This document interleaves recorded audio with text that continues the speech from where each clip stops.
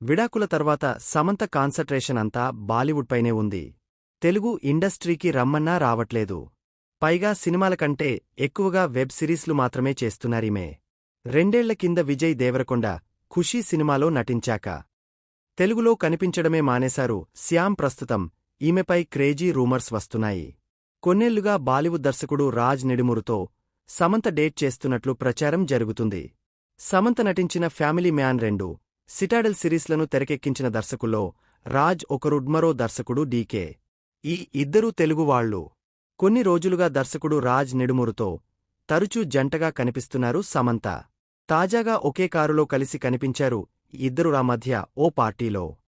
ఆ తర్వాత pickleball sports event, common friends party, మొన్నటికి మొన్న తిరుమలలోనూ కలిసే కనిపించారు రాజ్ సమంత.